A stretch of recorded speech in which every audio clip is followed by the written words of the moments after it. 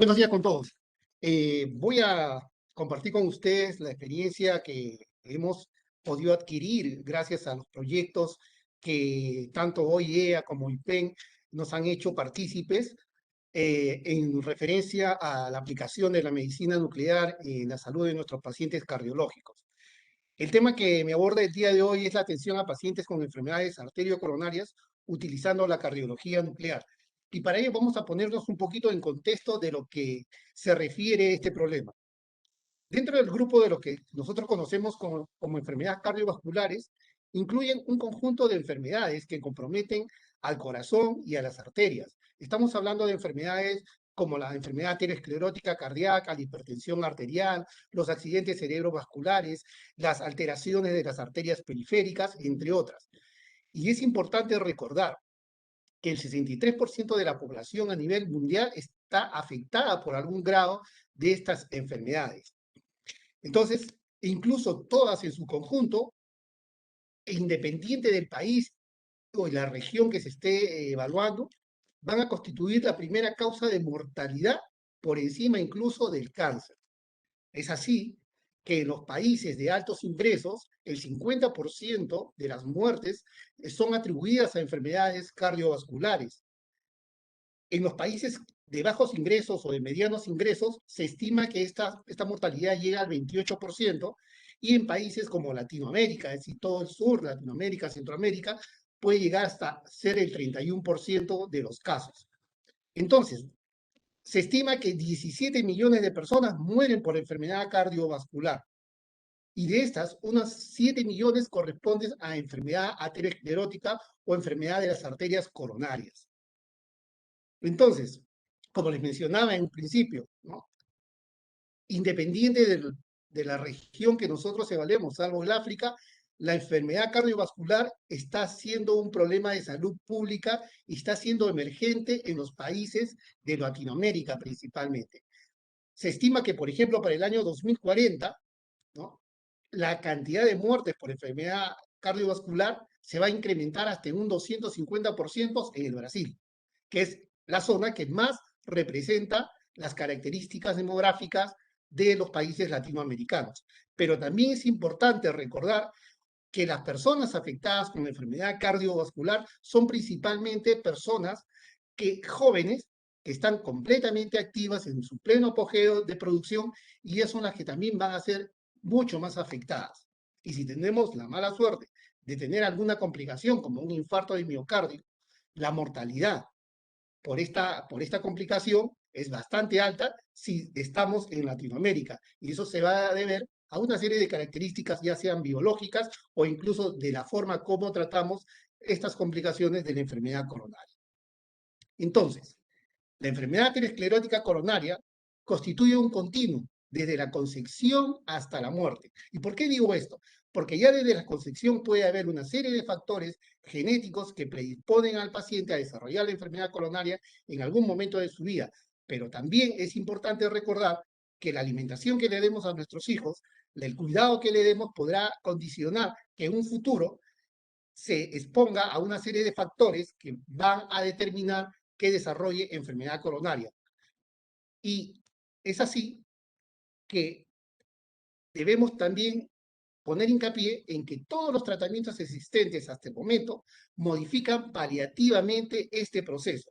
Entonces, el primer mensaje que quiero dar es que la enfermedad coronaria es responsabilidad individual, es responsabilidad de los gobiernos para evitar sus complicaciones. ¿De acuerdo? Evitar sus complicaciones porque no es, si bien es cierto, nosotros contamos con mucha tecnología a nivel nacional, a nivel internacional, y podemos hacer diagnósticos muy interesantes de las enfermedades coronarias, pues no es grato ver pacientes que ven truncada su vida porque simplemente no tuvieron conciencia de que modificando algunos factores podían haber evitado esta enfermedad con alta mortalidad y con alta morbilidad. Entonces, ese es el continuo que yo les mencionaba. En principio, tenemos una serie de factores de riesgo, y en Latinoamérica estos factores de riesgo incluyen principalmente la obesidad, la dislipidemia y la hipertensión arterial. Esos son los tres más importantes de muchos otros que existen en cuanto a la enfermedad coronaria. Si nosotros no controlamos estos factores de riesgo, nos comenzamos a exponer a que nuestras arterias comiencen a enfermarse y comiencen a producir una serie de depósitos, principalmente de lípidos, a nivel de las arterias y van obstruyéndola progresivamente. Y puede llegar el momento en que el paciente desarrolle uno de los síntomas que más nos alarma y que es consulta a diario en los consultorios de cardiología, es el dolor de pecho. ¿Quién no se asusta por un dolor de pecho? ¿Quién no se asusta por un dolor en el brazo? Y lo asocia indudablemente e inmediatamente a una enfermedad coronaria. Pero recordemos que 70% de los pacientes que padecen de isquemia o están desarrollando isquemia en el corazón, lo hacen en forma silente. Y muchas veces la forma de debutar de estos pacientes es con un infarto de miocardio e incluso en el 50% de las enfermedades coronarias, ese debut es la muerte súbita. Si los pacientes sobreviven, el resto de sobrevivientes pueden desarrollar arritmias cardíacas en el desarrollo, pueden ir comenzando a dilatar estos corazones y ya ir ingresando a otro gran problema de salud, que es la insuficiencia cardíaca crónica. Y finalmente, se ha cortado su vida por desconocimiento y modificación de estos factores cardiovasculares y se puede producir una muerte prematura. Entonces, no olvidemos, tenemos a disposición una serie de herramientas que nos permiten ver en qué riesgos podemos estar y cómo inmediatamente acudir de repente a un especialista para que nos pueda guiar en la toma de decisiones para la mejora de nuestra salud y no llegar a los extremos para tratar ya de revertir situaciones que muchas veces no son posibles. Quizás este cuadro nos lleve a reflexionar acerca de, incluso dentro de la misma Latinoamérica, no todos los países tienen la misma tasa de mortalidad. Y nosotros, pues, estamos junto con Bolivia, ¿no? Entre los países que tienen más alta tasa de mortalidad por enfermedad coronaria. ¿No?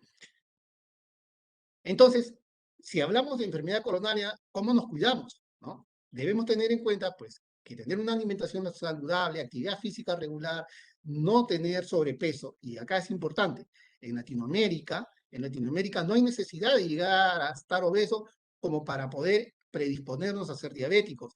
La genética nos juega una mala pasada y solamente estar en sobrepeso ya nos predispone a tener diabetes tipo 2, que es una de las patologías que agrava más a la enfermedad coronaria, ¿no? El no fumar, el tener niveles de colesterol bajos, tener la presión arterial controlada y tener nuestros niveles de glucosa normales, quizás sean los objetivos más importantes a tener en cuenta para el cuidado de nuestra salud. Existen múltiples otros factores potenciadores de estos riesgos y solamente por mencionar algunos, podemos tener al estrés emocional, el apnea del sueño, que serían temas bastante prolongados de discutir. Entonces, llegamos a este contexto. Tenemos un inicio de la enfermedad coronaria, tenemos un continuo de la enfermedad coronaria. Por lo tanto, las imágenes cardiovasculares, sea cual sea la que escojamos, llámese perfusión miocárdica, tomografía computarizada, resonancia magnética, ecocardiografía, todas van a tener una aplicación en un momento de ese continuo. ¿Por qué? Porque hay algunas que van a poder detectar las enfermedades en forma precoz y otras van a poder detectar mejor las complicaciones. En ese contexto, la los estudios de perfusión miocárdica necesitan principalmente detectar las complicaciones de estas enfermedades. Y me explico de otra forma. Si yo tengo una arteria con una obstrucción severa, la que está a la izquierda, no tengo el puntero aquí, no, a la izquierda, este tipo de lesión que tiene una luz bastante reducida es probable que yo la objetive con bastante facilidad en los estudios de perfusión miocárdica como un defecto de perfusión. Sin embargo, otras lesiones que tienen una obstrucción intermedia es también posible de que yo las considere como una zona de buena perfusión porque el paciente está haciendo uso pues, de una serie de mecanismos reguladores, autorreguladores, que aun cuando hay una obstrucción pueden mejorar la perfusión momentáneamente y por un tiempo determinado, y los estudios de perfusión miocárdica en este sentido no me ayudan. Pero también podría yo decir que si yo tengo un paciente que está a la izquierda con esa obstrucción de la arteria y yo le coloco un dispositivo que me permite ampliar la luz del vaso, en el seguimiento de este grupo de pacientes yo puedo ver el éxito o el fracaso de mi tratamiento. Entonces ya les estoy dando ahí un par de puntos en el cual la perfusión miocárdica nos puede servir de ayuda para este grupo de pacientes. Es importante que dentro de los diagnósticos más tempranos para poder determinar si hay enfermedad coronaria, contamos con una herramienta que se llama el score del calcio. Esto se hace a través de la tomografía. ¿Y por qué menciono tomografía y no estoy hablando de perfusión miocárdica? Porque hoy en día se está hablando ya de los exámenes de multimodalidad para hacer un estudio integral del paciente con enfermedad coronaria. Ya no solamente estudios anatómicos, ya no solamente estudios funcionales. Necesitamos ampliar la información para que el clínico tenga todas las herramientas posibles en su paciente particular y pueda tomar las decisiones más adecuadas. Entonces, si yo quiero saber si tengo una enfermedad coronaria, sé que tengo factores de riesgo, de repente la genética me juega una mala pasada, tengo familiares que han muerto en forma temprana por enfermedad coronaria o tengo problemas de dislipidemia bastante severos, entonces uno de los exámenes que podría yo optar para ver si la enfermedad coronaria ya se ha iniciado en mi corazón sería un score de calcio. Aquí a la izquierda, aquí arriba, puedo observar pues, un score de calcio donde prácticamente no veo ninguna placa de calcio como se ve en la del centro, esas pequeñas placas de color blanquecino. Entonces me dice pues que el riesgo de este paciente de mortalidad por una enfermedad o una complicación de la enfermedad coronaria es bastante bajo a los 5 años. Sin embargo, el paciente del centro ya inició la enfermedad coronaria. Y no me importa si es una pequeña placa o no me importa si es muchas placas las que están ahí. Este paciente ya inició la enfermedad coronaria. Y una placa pequeñita podría ser la última, ¿no? En la que el paciente podría tener una complicación severa, porque una pequeña placa sin obstrucción significativa podría sufrir un accidente, podría sufrir una ruptura, una trombosis aguda y esto producir el infarto agudo del miocardio, producir una muerte súbita, por ejemplo, ¿no? El otro grupo de pacientes es posible que vayan avisando poco a poco, ¿no? De que tienen dolor de pecho y cuando uno les somete a unas pruebas especiales para evocar isquemia, en ese momento yo puedo encontrar que efectivamente estas lesiones son significativas y requieren un tratamiento mucho más agresivo para su mejoría. Ya en lo que es la medicina nuclear en nuestro instituto, gracias a esta cooperación técnica que se ha llevado a cabo, nos empeñamos en tener pues el registro de nuestros pacientes y ya hoy en día estamos llegando prácticamente casi a los 10.000 pacientes, a los 10.000 registros de pacientes que se hacen uso de la perfusión miocárdica. ¿Y por qué digo esto? El Instituto Cardiovascular INCOR es un instituto muy especializado y recibe pacientes de alta complejidad, pacientes que tienen enfermedad coronaria avanzada. Entonces tiene un nicho, tiene un lugar donde la enfermedad coronaria, donde el espectro se va a desarrollar y va a ser de utilidad. Pero felizmente también tenemos tomografías, ¿no? Tenemos ecografías y todos estos exámenes se van a complementar porque el paciente así lo requiere. Entonces recordemos que este estudio me va a permitir ver o valorar la presencia de isquemia, me va a permitir estratificar el riesgo de mi paciente, me va a permitir hacer el seguimiento después del tratamiento que ha recibido mi paciente. Entonces, esas son las ventajas que tiene este estudio. Veamos brevemente cómo se hace. Tenemos una sustancia que se llama MIBI, que se une a un radioisótopo que es el tecnesio 99.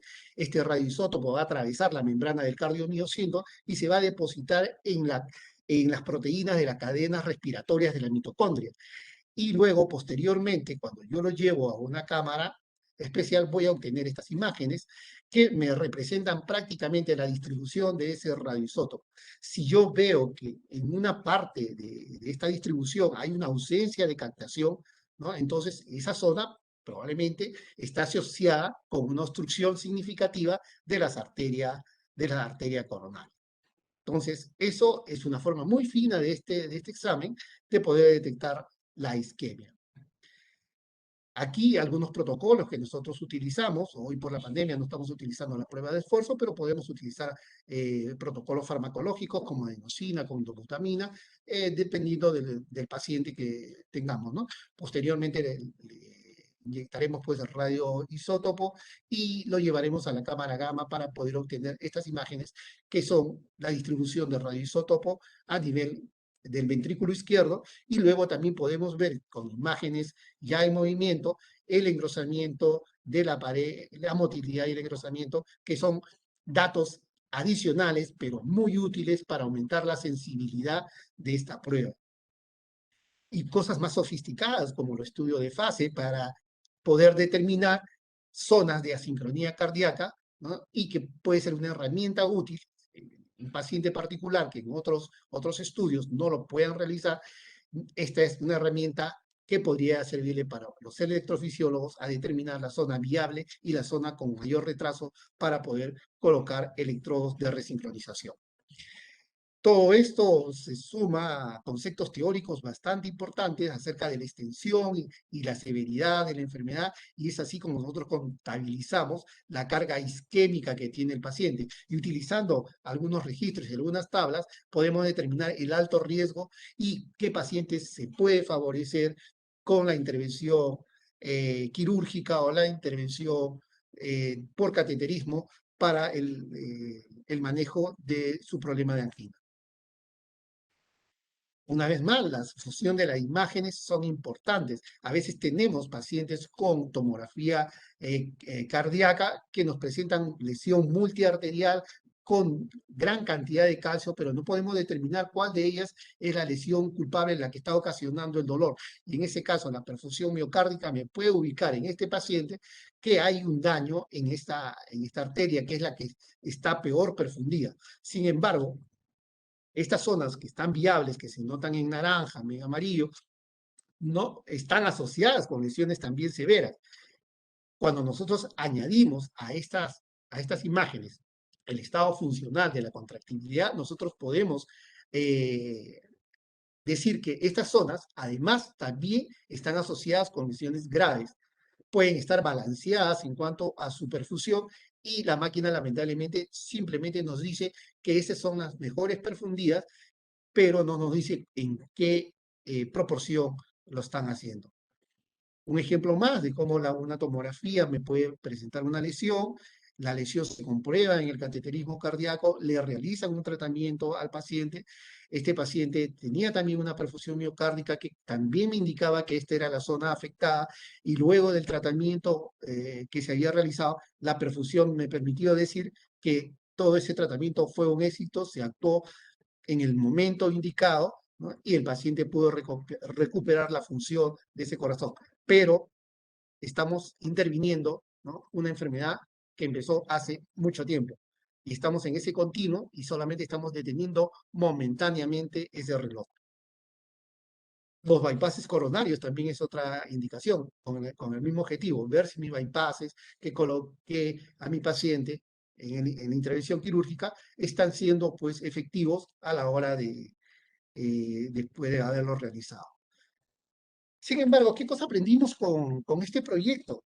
Pudimos tener intercambio con otros colegas de la región, y ellos nos contaban sus experiencias con otro tipo de tecnología. Por ejemplo, en Brasil realizaba o realizan PET con mucha frecuencia.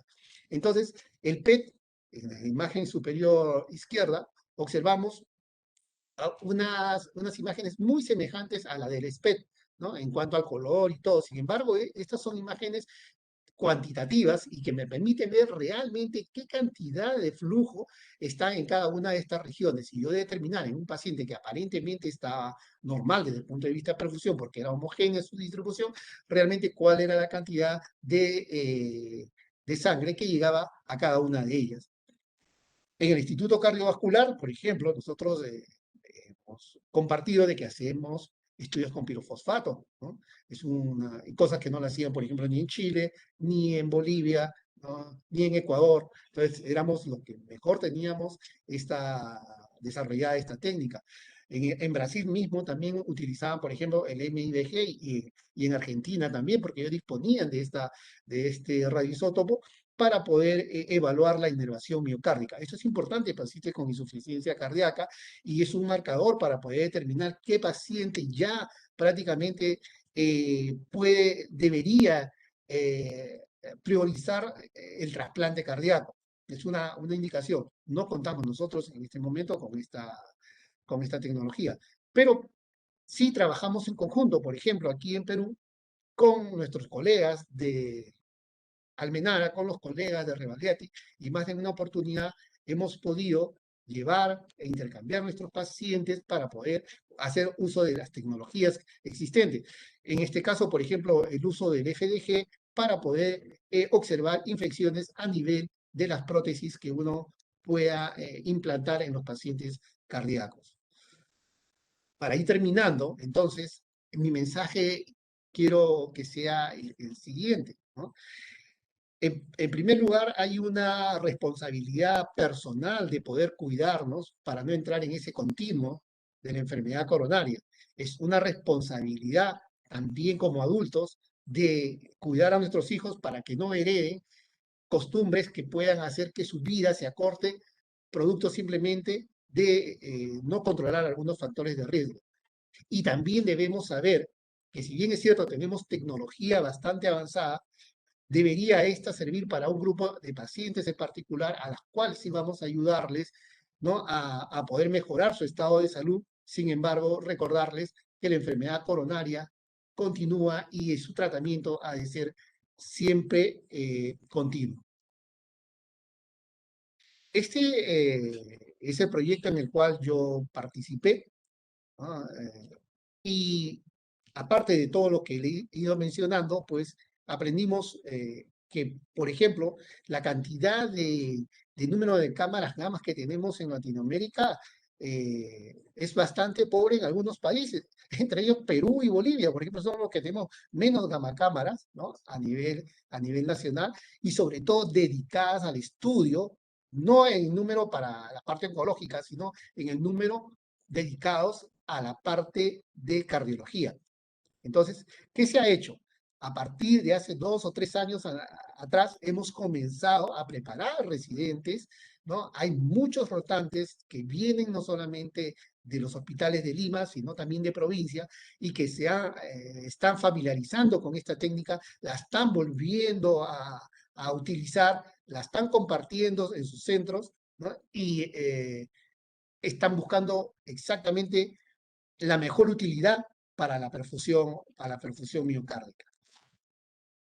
Necesitamos indudablemente más médicos nucleares dedicados, médicos o cardiólogos nucleares dedicados a este tipo de estudios porque suelen ser mucho más especializados y es importante también saber que hoy hay un concepto mucho más abierto en el sentido de que tenemos que conocer también las otras modalidades de imagen, ¿no? Entonces, eso también es un reto que tenemos a poder seguir.